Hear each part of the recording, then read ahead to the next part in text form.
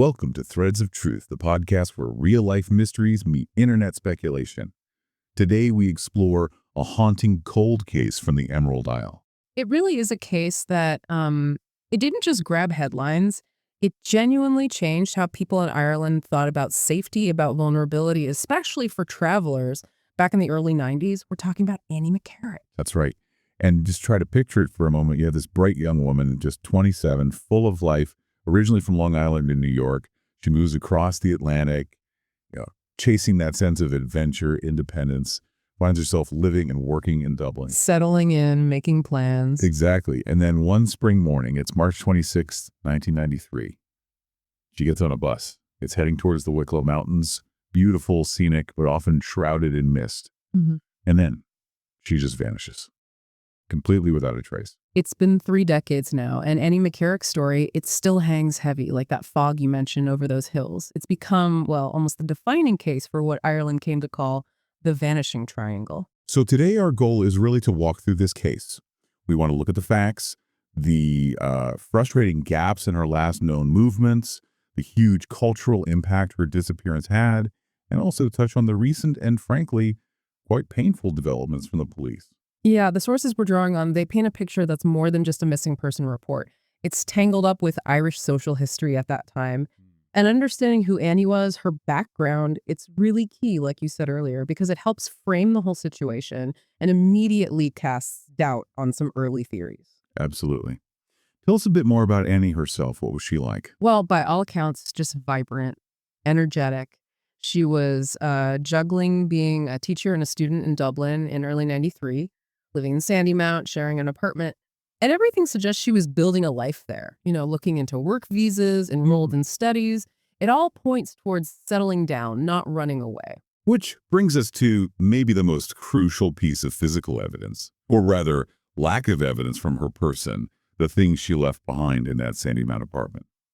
This is really the bedrock argument against any idea she just decided to leave, isn't it? It is. It's absolutely fundamental. Think about it. Annie left behind things that anyone planning to travel, start over, or even just go on an extended, unplanned trip would absolutely take. Her mobile phone, less common then, but still important. Her main handbag, and the big one, her passport. The passport is key. You just don't leave that behind if you're heading off somewhere unknown, especially internationally. Exactly. It's your ticket, your identity document. The fact it was sitting there, untouched in her apartment, strongly suggests she was only planning a short trip, a day out. She expected to be back home that evening or very soon after. It paints a picture of a quick excursion, right? Maybe a hike, see the sights, be back for dinner or the next day. But while those crucial items stayed put, one specific item did go with her. This distinctive red shoulder bag. Yes, the red bag. And according to witnesses and her flatmates, that bag contained her wallet and likely some cash she'd withdrawn. Okay, so what's the significance of that specific bag and its contents being missing? How does that missing piece affect the investigation? Well, that's where the financial ambiguity comes in, and it's been a sticking point for, decades now. When you're looking at a disappearance where foul play is suspected, what happened to the victim's money, their cards, their ID, it's crucial for understanding motive. How so? Does it automatically mean robbery? Not necessarily, and that's the problem. It complicates things. If the main goal was robbery, taking the wallet and cash makes sense. A street crime maybe that tragically escalated, that happens. Right. But if the primary intent was abduction or murder from the outset, taking the wallet, especially any identification inside the wallet, serves a very different purpose. It's about concealment. Concealment. It makes identifying the victim much harder, especially if a body is found later without any ID.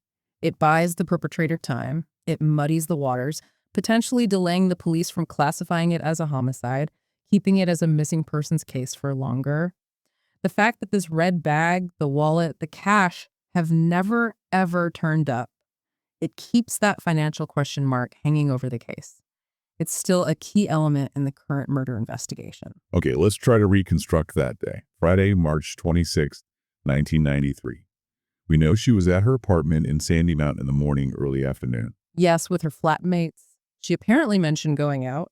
There were a couple of possibilities floated, maybe heading to the Garda station, that's the Irish police, possibly to ask about her work visa, or maybe just going to the bank. Both errands suggesting Again, future plans in Ireland, normal life stuff. Exactly. Intent to stay, intent to sort things out, not packing up to leave. And then we have her last confirmed movement. This one is solid, right? Yes, this part seems certain. At around 3:30 in the afternoon, she was positively identified getting onto a Arium bus. That's the national bus service. She boarded in Dublin's city centre. And the destination of that bus route. Yeah. That's what leads her towards this mystery. It was headed towards Enniskerry in County Wicklow, south of Dublin. For listeners maybe not familiar with the area, paint a picture of Enniskerry. Why would Annie, this adventurous young American woman, be heading there? Enniskerry is, well, it's often described as one of Ireland's most picturesque villages. Very scenic, but crucially, it's a main gateway to the Wicklow Mountains National Park. Ah, okay. So hiking trails, views. Exactly. Given what we know about Annie, her adventurous spirit, the immediate thought from friends and the initial investigators was she's going for a hike, a day exploring the hills, enjoying the scenery. It fits her personality. But that landscape, it's vast. It can be quite rugged, remote in places. Beautiful, yes, but also a place where someone could disappear. And this is where the timeline starts to fray, where the certainty ends and the unconfirmed sightings begin. We know she got on the bus towards Enniskerry. But what happens after she theoretically gets off? This is the frustration. Everything after the bus boarding relies on witness accounts that have never been definitively verified. And these sightings, they've offered potential clues, but they might also have sent the search down the wrong path entirely. What are these sightings? There are a few threads. First, there was an unconfirmed report of someone matching her description at a place called the Poppy Fields Cafe, right there in Enniskerry village. Okay, so that would mean she arrived safely in the village itself. Potentially, yes. If true, it puts her in Enniskerry. Then there's another witness account, someone claiming they saw a woman who looked like Annie carrying that distinctive red shoulder bag at the bus stop in Enniskerry. These two, if accurate, are consistent. She reached the village, maybe had a coffee, maybe was waiting for another connection, or just figuring out her next step. But then there's the final reported sighting, the one that everyone talks about, the one at Johnny Fox's pub. This one places her somewhere else entirely, doesn't it? It does, and this is the huge point of contention, the one that's caused so much debate and uncertainty for, 30 years. Johnny Fox's pub isn't in Enniskerry village. It's up in Glencullen, deeper into the Dublin Wicklow Mountains. Quite a bit more remote, not really somewhere you'd just casually walk to from the Enniskerry bus stop in a short time. And when was this sighting supposed to have happened? The report placed her there later in the afternoon, somewhere between maybe 4:30 p.m. and 5:00 p.m., though some reports mention later even towards 9 p.m., which seems less likely given the earlier timeline. The 4:30 5:00 window is more commonly cited for the initial possible sighting there. And what exactly did the witness report seeing? The account came from a doorman working at the pub. He reported seeing a woman strongly resembling Annie. She was apparently inside, maybe having a snack or a drink. And here's the really critical, unsettling detail. He said she was with a man, an unidentified man. An unidentified man. That changes everything. It potentially does.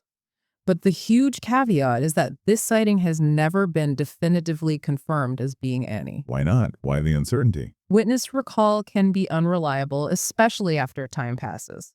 Johnny Fox's is a very famous, very busy pub, attracts a lot of tourists.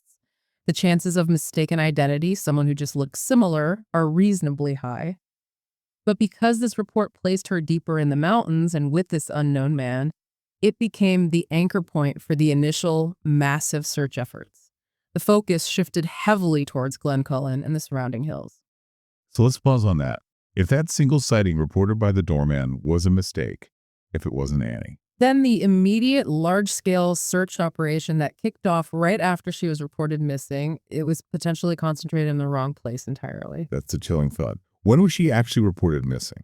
Her flatmates became concerned when she didn't return that Friday night or Saturday morning. They reported her missing on Saturday, March 27th, the day after she was last seen. And the search effort began quickly. Very quickly, and it was extensive. The Gardaí got involved immediately, along with civil defense units, mountain rescue teams, local volunteers, hundreds of people. They combed the Wicklow Mountains, particularly around that Glencullen area suggested by the pub sighting, but also radiating outwards. They searched villages, woodlands, trails. And the result of all that effort? Absolutely nothing. Zero. No sign of Annie, no sign of the red bag, no clothing fragments, no belongings, no physical trace whatsoever has ever been found. It's like she vanished into thin air on that mountainside. It's just baffling and incredibly painful for her family. Unimaginably so. And we really have to acknowledge her parents, Nancy and John McCarrick. Their determination has been extraordinary. They actually moved to Ireland for a period, spent years pushing for answers, keeping Annie's story in the public eye, constantly engaging with the Gardaí. Their commitment over 3 decades is a powerful testament to that search for closure, even in the face of such profound silence. And as you know, when there's a vacuum of solid evidence in a case like this, especially one so high profile, theories start to emerge. And in the internet age, speculation runs rampant. Annie McCarrick's disappearance is almost inseparable now from the concept of the vanishing triangle. Yes, it's impossible to discuss Annie's case without talking about the vanishing triangle. It's become part of the Irish lexicon, really. It refers to this deeply disturbing pattern or perceived pattern of disappearances in the 1990s. What exactly is it? It's a term, likely coined by the media, to describe a series of disappearances involving at least 6, some sources say up to 8 or 9, women who went missing in the province of Leinster, that's Eastern Ireland, primarily between 1993 and 1998. And Annie's disappearance in March 93 was right at the start of that period. Exactly. Hers was one of the first, and because she was American, it garnered significant international attention early on. She became, in many ways, the face associated with this string of disappearances. 6 to 9 women vanishing within about 5 years, in a relatively defined geographical area stretching roughly between Dublin and its surrounding counties. The implication is stark. It points towards the terrifying possibility of a regional predator, someone operating within that area, or even, as many feared and speculated, a single serial killer active during that time. What connections do online communities, true crime forums, or even investigators try to draw between these cases? What are the common threads? They look for patterns, similarities in the victims' demographics, often young women, similarities in the locations where they were last seen or where their cars were found, sometimes near main roads, sometimes near recreational areas like the Wicklow Mountains, and the most chilling commonality, the almost complete lack of physical evidence. No bodies found, no definitive crime scenes in most cases, just gone. It must have created an incredible sense of fear at the time. Oh, absolutely. For many people in Ireland, particularly women, it wasn't just a series of unrelated tragedies. It felt like something more sinister was at play, that perhaps society was dealing with someone, or maybe more than one person, who was incredibly adept at abduction and concealment, using the landscape itself to hide their crimes. Okay, let's circle back specifically to Annie's case and re-examine that crucial, unconfirmed sighting at Johnny Fox's pub. The pub mystery, as some call it. You mentioned the risk of mistaken identity. Yes, and the implications are huge. If that doorman was mistaken, if Annie never actually made it to Glencullen. Then the investigators spent critical early days, maybe weeks or longer, focusing intense search resources on completely the wrong patch of mountainside. That's the investigative nightmare scenario. Think about it. Enniskerry, where she was confirmed to be heading, is a relatively contained village area. Easier to search, fewer variables perhaps. Glencullen, where the pub is much deeper in the hills. Getting there from Enniskerry isn't straightforward on foot quickly. It implies she might have needed a lift, a taxi, or gone with someone in a car. Right. So if she never went to Glencullen, what happened in that crucial hour or so after she got off the bus, presumably near Enniskerry around 3:30 or 4:00 p.m.? Was she intercepted somewhere along the bus route before Enniskerry? Did something happen in Enniskerry village itself? The focus on Glencullen might have allowed the real location and potentially the perpetrator to escape scrutiny during the most vital window. The reliability or unreliability of that single sighting had enormous downstream consequences. Which leads us directly to the figure at the heart of that sighting and maybe the whole mystery. The unknown man she was supposedly seen with at the pub. He's the ghost in the machine, isn't he? This unidentified man. If the sighting was accurate, who was he? Investigators and certainly online sleuths have chewed over this for years. What are the main theories about him? They range wildly. Was he just an acquaintance, someone she'd arranged to meet, maybe a casual contact? Was he a local from the Glencullen area? Or was he someone connected to transport a taxi driver she might have hired, perhaps? Or was he someone more predatory, someone who approached her that day? Why the particular focus sometimes on locals or people involved in transport, like taxi drivers? It comes down to the landscape again.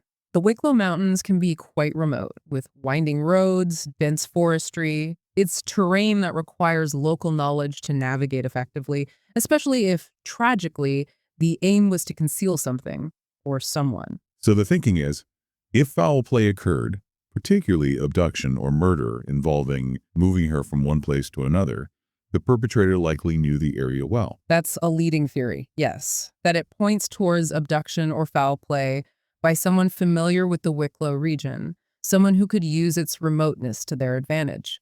This connects directly back to that local predator element often discussed in the context of the vanishing triangle, someone who knew the back roads, the quiet spots. Now, we should probably briefly touch on the other theory, the one that gets mentioned in occasionally voluntary disappearance. It does come up, yes. The idea that Annie, with her known adventurous streak, maybe just decided to walk away from her life and start anew somewhere else. It sounds appealing in a way, avoids the darker possibilities. But the evidence. The evidence just doesn't support it. We have to come back to those items left in her apartment. The passport, the main bag, the phone. You simply cannot realistically choose to vanish and build a new life, especially internationally, without your passport. Her actions before disappearing, inquiring about visas, making plans with friends for that very weekend, which she never kept they all point towards continuation, not cessation. So, the consensus among investigators, and based on the evidence, points away from her choosing to leave. Overwhelmingly so. The evidence strongly indicates her day trip was unexpectedly and likely violently interrupted. It wasn't a planned departure from her life. It was a disruption of her life. Okay, let's shift perspective slightly and talk about the cultural impact. You mentioned earlier how Annie's case resonated deeply in Ireland. Why her case, specifically? What made it such a touchstone? There were several factors, I think. Firstly, as we said, she was American. That immediately gave the story an international dimension, brought more media attention, perhaps more pressure on investigations than might have occurred otherwise initially. Right, it wasn't just a local story. Exactly. Secondly, the sheer relatability and vulnerability. Here was a young woman living abroad, independent, just going about a normal activity, a day trip to the countryside. Her story tapped into anxieties about the safety of women, particularly those traveling or living alone. And this was happening in the early 1990s, a time before widespread mobile phones, before CCTV was everywhere, when maybe there was a greater sense of community safety that this case and the others in the Vanishing Triangle really punctured. It shattered illusions, perhaps. I think so. It brought a sense of unease that such things could happen seemingly out of the blue in familiar landscapes. It also highlighted, as you mentioned earlier, potential institutional gaps. How did Annie's case and the others linked to that era expose weaknesses in how missing persons cases were handled back then? It became a major catalyst for change, eventually. In the early 90s, Ireland, like many places, perhaps didn't have the fully integrated systems we expect today. There were issues around jurisdictional handover if someone disappeared in Dublin but was last seen in Wicklow, whose responsibility was it primarily? How was information shared effectively between different Garda divisions? And coordinating links between potentially related cases. That was a big one. There wasn't necessarily a dedicated national system or task force back then specifically designed to immediately flag and link similar disappearances across different regions. The Vanishing Triangle cases starkly highlighted the need for better coordination, for national databases, for specialized cold case units with the resources to look at patterns over time. Annie's case, tragically, along with the others, forced a national conversation about improving investigative procedures and dedicating more resources to missing persons. So her legacy, in a way, includes contributing to real reforms in Irish policing regarding these kinds of cases. Yes, it's a sad legacy, but an important one. Her name, her face, became symbolic, fueling documentaries, books, articles, memorials. She embodies both that specific era of fear and uncertainty, but also the enduring hope for answers, and the decades of unresolved grief for her family and the families of the other missing women. Which brings us to the present day, and the most significant development in this case for almost 30 years, The decision by the Gardaí in 2023. Yes, this was huge. In March 2023, Garda Síochána formally announced they were upgrading the investigation into Annie McCarrick's disappearance from a missing person case to a murder inquiry. After nearly 3 decades. That's not a step taken lightly. What does that typically signify in a cold case like this? What must have changed? It signifies that the Gardaí, based on a review of existing evidence and potentially new information, have reached a threshold of certainty. They now believe, based on the balance of probabilities or perhaps even stronger evidence, that Annie did not simply vanish but was unlawfully killed. Even without having found her body. Yes. While finding a body is obviously the most definitive proof, murder investigations can proceed and convictions can even be secured based on compelling circumstantial evidence. This upgrade suggests they have developed such evidence, likely through a dedicated cold case review employing modern techniques. What kind of techniques or evidence might lead to that conclusion after so long? It could be a number of things. Reanalysis of forensic evidence gathered back in '93, maybe tiny fibers, soil samples, things that couldn't be properly analyzed then but can be now with advanced DNA tech or other microscopic analysis. Or very often in cold cases, it's new human intelligence, someone coming forward. Someone who knew something back then but didn't speak up. Precisely. People's loyalties change over decades. Fear might subside. Someone who was maybe protecting another person back then might feel able to speak now. Or perhaps new information has emerged linking a known individual to the case in a way that wasn't clear before. And critically, alongside this upgrade to a murder inquiry, the Gardaí also confirmed something else, didn't they? Something connecting back to the vanishing triangle. They did. They stated that they have identified a specific person of interest, a suspect, in Annie's murder. And significantly, this individual has also been linked to investigations into other missing women from that same vanishing triangle period. Wow. So after all the speculation over the years, the police are now officially saying they believe there is a link, focusing on one individual connected to multiple cases. That's what the announcement implies. Yes, it's a massive development. While it's crucial to state no one has been charged in Annie's case, this confirmation provides a chilling potential answer to that long-standing theory of a serial or regional predator operating in the 90s. For the investigators, it seems the vanishing triangle theory has now solidified into a concrete line of inquiry focused on a known individual. This changes the entire dynamic, doesn't it? The investigation isn't just where is Annie anymore. It's potentially what else did this person do? Absolutely. It focuses resources. Searches now might be targeted towards areas associated with the suspect properties they own, places they frequented, and it brings that missing red bag and wallet back into sharp focus too. In a murder context, its removal looks much more like a deliberate act to hinder identification and cover tracks, reinforcing the idea of premeditation or at least immediate post-defense concealment. It's striking how Annie's story continues to hold such power, even after all this time. Why do you think it resonates so deeply, particularly with certain groups like travelers, expats, young women? I think it's that relatability we touched on, the sheer ordinariness of her last known actions. Going for a day trip, exploring a new country. So many people, especially young people or those living away from home, see themselves in that desire for adventure, for independence. Her story is a stark, heartbreaking reminder that vulnerability can exist even in seemingly safe circumstances, that danger doesn't always announce itself. It also feels like her story became deeply intertwined with Ireland's own grappling with darker realities hidden beneath the surface, moving from myth to a harder memory. I think that's very true. Her disappearance, along with the others, marked a kind of end of innocence for many. It forced a confrontation with the reality that serious, predatory crime could exist, hidden within close-knit communities or beautiful landscapes. Her name became almost synonymous with that era, that fear, but also with the enduring hope for answers. Looking forward now, what hope is there for closure? Can modern science or renewed attention really make a difference after 3 decades? There's always hope. Cold case investigation techniques are constantly evolving. Even without a body, advances in areas like forensic genealogy, digital forensics, though less applicable to 1993 directly, perhaps related to subsequent suspect movements or communications, and geographical profiling can offer new leads. Re-interviewing witnesses with new perspectives or information is also key. And the Gardaí are still actively seeking information. Yes, the investigation is live and ongoing.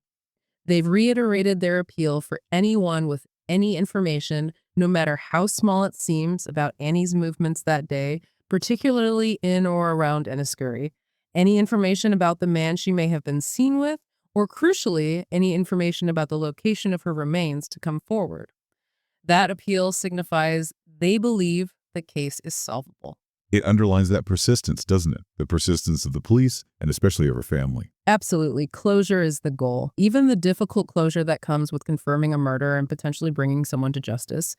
The work continues because of the tireless advocacy of her parents, Nancy and John, over all these years. Their fight keeps Annie's memory alive and maintains the pressure for answers. So, as we conclude our walk through this incredibly sad and enduring mystery, we really have to extend our thoughts and empathy to Annie McCarrick's family. They continue this decades-long search for truth and justice, facing the painful reality of the case's reclassification, but never giving up hope. Her story really does compel you to think about that thin veil of safety when exploring the world and how the ghosts of unsolved cases can linger so persistently in even the most beautiful places. And perhaps something for you, the listener, to consider as well. Reflecting on the details we've discussed, which element, the ambiguity around that missing red bag and its contents, or the uncertainty surrounding the final pub sighting, do you feel ultimately created the biggest obstacle for investigators early on? And how might just one piece of modern technology, like widespread GPS tracking or ubiquitous CCTV back in 1993, have potentially changed the entire course of this investigation from day one? Next time on Treads of Truth, we travel to South Carolina to examine the mysterious disappearance of Tammy Kingery, a mother of 3 who left her home in 2014, leaving behind an unlocked house, her purse, and no explanation.